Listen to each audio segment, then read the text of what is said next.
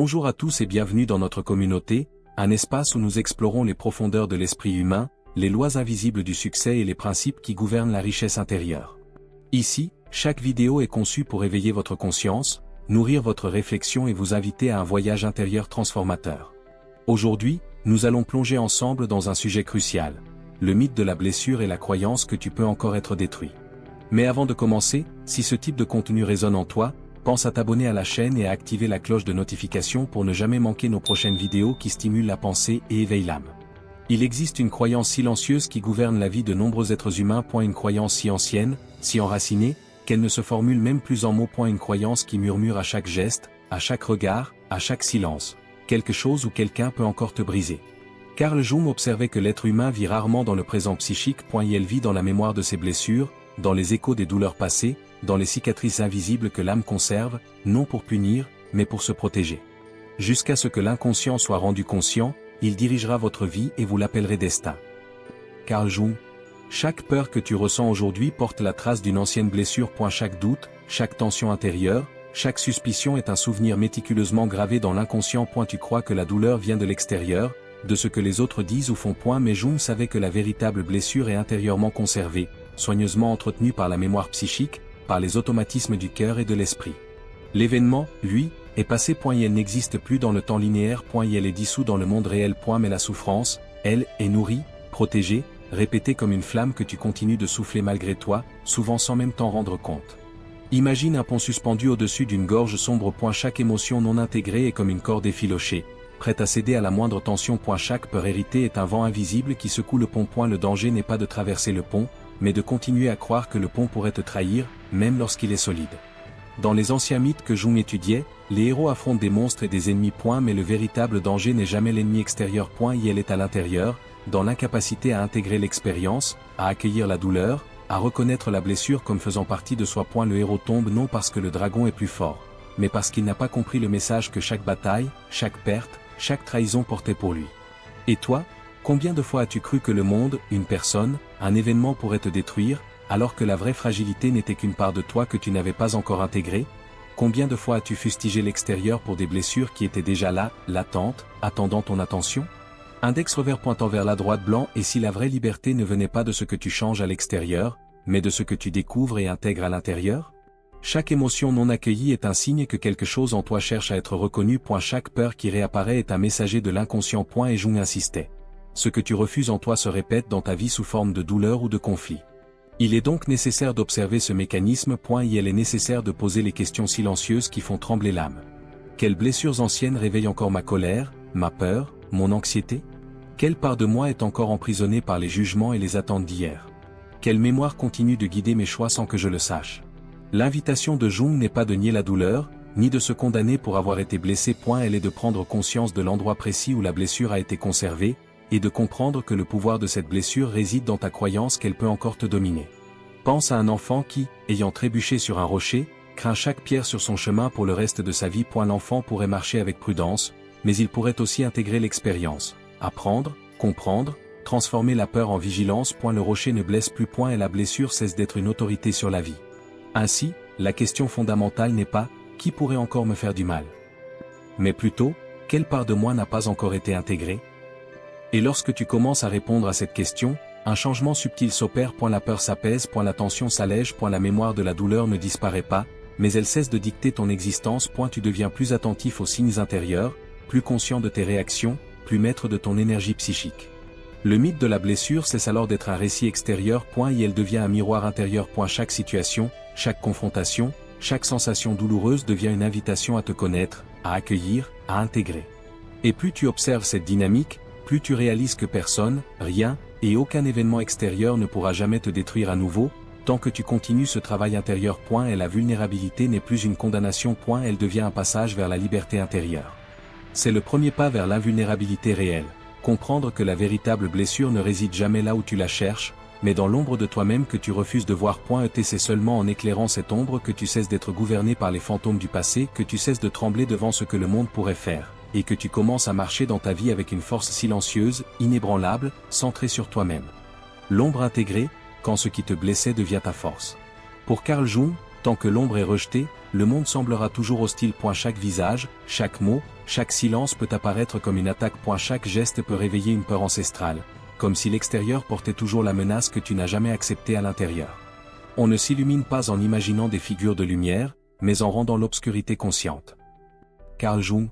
L'ombre n'est pas une ennemie. Elle n'est ni honte ni faute. Elle est la part de toi que tu as été obligé de cacher. Tout ce que tu n'as pas pu être pour être aimé, tout ce que tu as dû réprimer pour ne pas déplaire, tout ce qui a été jugé, refusé, puni.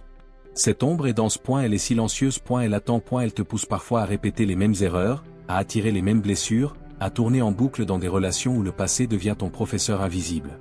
Lorsque quelqu'un te blesse, rappelle-toi ceci, ce n'est jamais uniquement son acte qui fait mal. Et la douleur que tu ressens n'est pas seulement dans la parole, le geste ou le silence de l'autre. Elle est dans ce que son acte touche en toi. Un complexe ancien, une faille non reconnue, une peur enfouie. Chaque réaction émotionnelle est un signal, un phare allumé par ton inconscient pour te guider vers ce que tu refuses encore de voir. Jung racontait que l'ombre agit comme une porte. Et si elle est fermée, la douleur frappe violemment, surgit sans prévenir, te désoriente et te submerge. Et si elle est ouverte, l'énergie circule. Elle devient lumière à travers l'obscurité, force née de ce qui semblait être une faiblesse. Imagine un homme qui a toujours fui l'abandon. Chaque rupture, chaque désengagement, chaque silence de ses proches semblait le détruire. Puis un jour, il prend conscience de sa peur. Et elle la regarde, l'accepte. Il l'intègre. Il découvre que cette peur n'est plus un tyran, mais un signal, un guide. Et soudain, le rejet cesse de le détruire. Imagine une femme qui a réprimé sa colère toute sa vie, évitant le conflit, subissant les injustices, se culpabilisant pour chaque expression de frustration. Lorsqu'elle reconnaît sa colère comme une part légitime d'elle-même, elle devient invincible à la manipulation. Et la culpabilité qui la paralysait auparavant n'a plus aucun pouvoir sur elle. L'ombre intégrée ne se contente pas de neutraliser la douleur, elle transforme tout ce qui était blessant en puissance. Chaque critique, chaque abandon, chaque trahison devient un miroir, révélant ce que tu devais voir en toi-même. Jung aimait comparer ce processus à une alchimie intérieure. Ce que tu avais perçu comme poison se transforme en élixir. Chaque expérience douloureuse, chaque blessure ancienne, chaque peur refoulée devient matière première pour construire la force psychique. Et la souffrance n'est plus simplement supportée. Elle est intégrée, transmutée, incorporée à ton essence.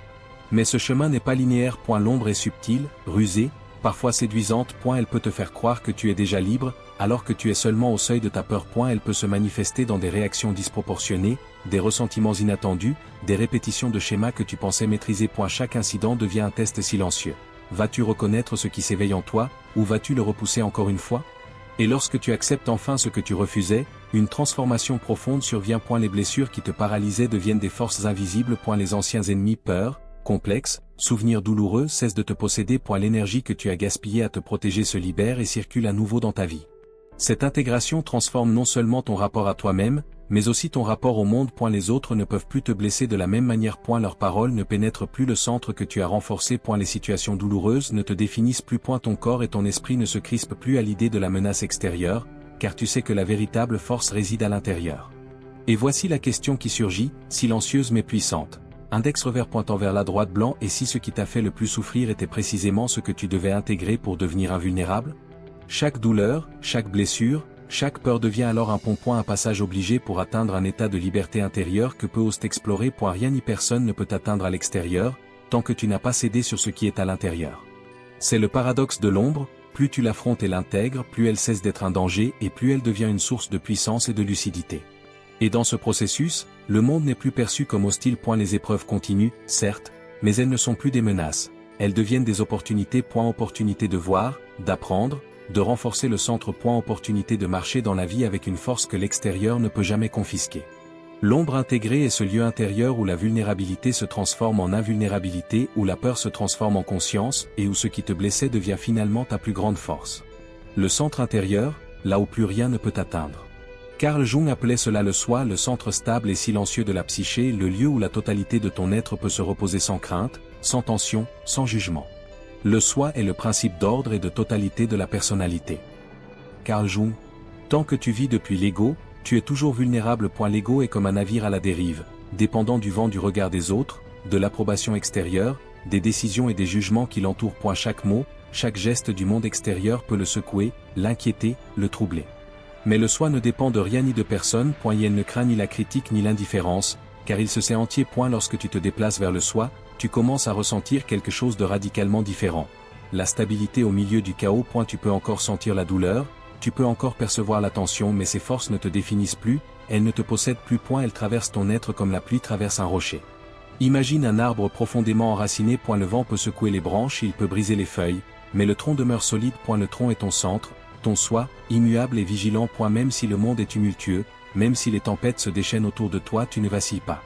Dans les rêves et les symboles que Jung analysait, l'invulnérabilité apparaissait souvent sous la forme de cercles, de mandalas, de centres lumineux, des lieux qui représentaient l'unité et la complétude de l'être. Ce lieu n'exige pas de défense, il n'a pas besoin de se justifier. ILEST.ET. Cette simple présence crée une force invisible. Chaque respiration consciente, chaque instant d'attention à toi-même, chaque geste où tu choisis de ne pas te perdre dans le monde extérieur, te rapproche de ce centre. C'est un mouvement lent, silencieux, souvent invisible aux yeux des autres, mais palpable dans chaque fibre de ton être. Dans cet espace intérieur, les blessures que tu as portées, les peurs qui t'ont habité, les complexes qui t'ont paralysé, deviennent transparents. Elles existent, mais elles n'ont plus le pouvoir de dicter ta vie. Elles sont observées, intégrées, accueillies comme des invités temporaires dans le sanctuaire de ton soi. Carl Jung disait que beaucoup de personnes ne vivent qu'à la périphérie d'eux-mêmes. Elles interagissent avec le monde comme si elles étaient extérieures à leur propre centre. Le regard des autres devient leur boussole, le jugement des autres leur loi, la validation des autres leur survie. Mais lorsque tu commences à habiter ton centre, tout change. Tu ne fuis plus. Tu ne compenses plus. Tu n'attends plus. Tu es pleinement là, simplement, profondément, sans besoin de justification. Chaque interaction avec le monde devient alors différente. Tu n'es plus en réaction. Tu observes. Tu choisis. Tu réponds avec clarté, avec calme, avec intégrité. Le chaos extérieur peut continuer à tourbillonner, mais il n'a plus de pouvoir sur ton équilibre intérieur.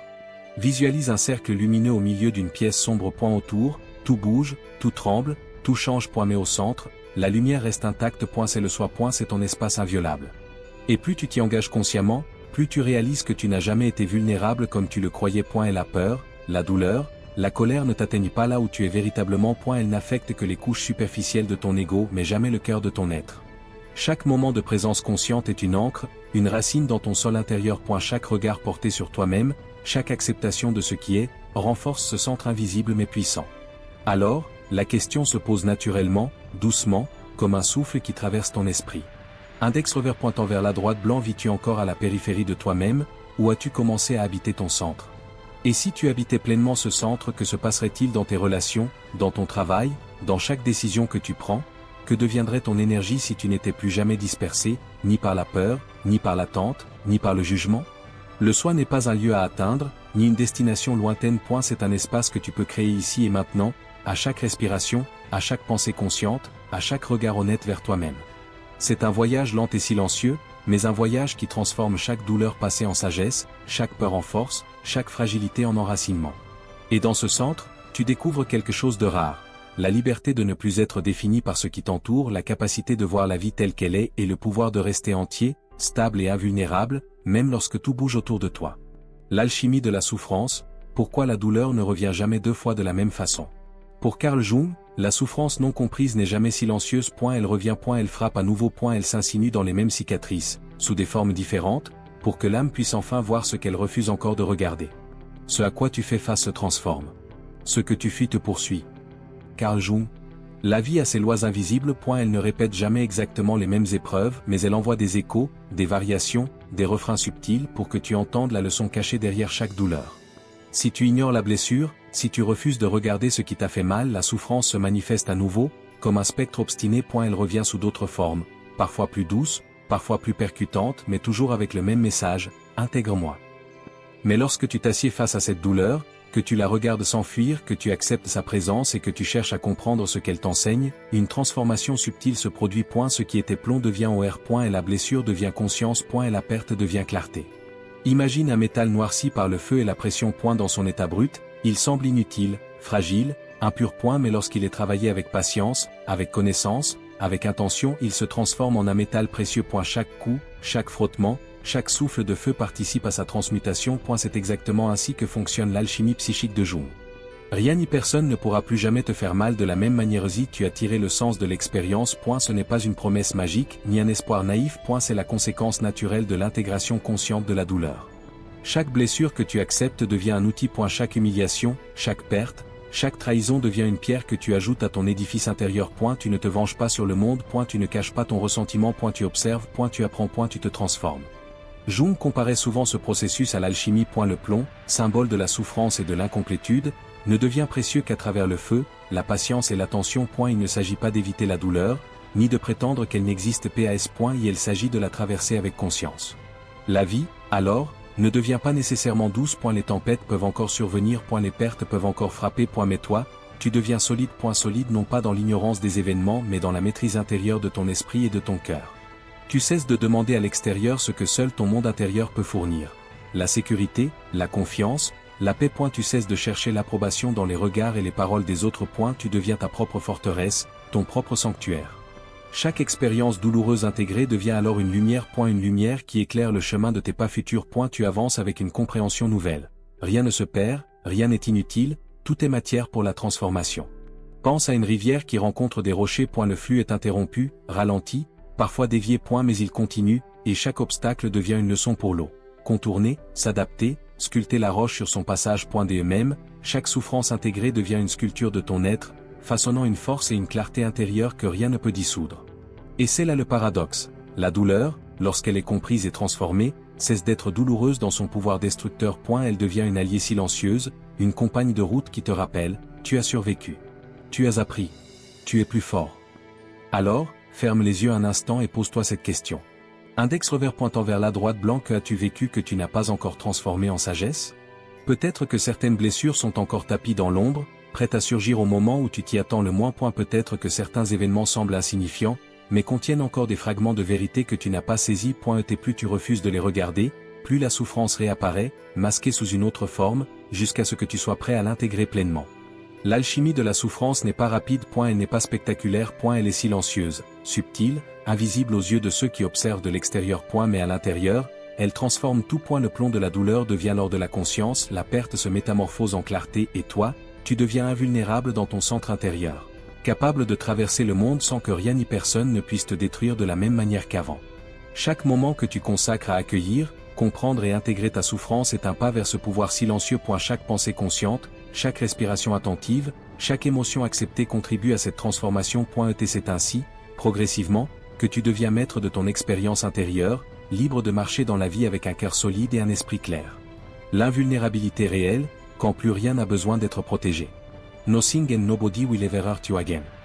Ce n'est pas une promesse que plus rien ne t'arrivera. C'est une révélation plus profonde. Plus rien ne pourra te définir, te posséder ou te briser. La véritable invulnérabilité n'est pas une armure que l'on porte à l'extérieur. Elle n'est pas une distance calculée ou un détachement froid.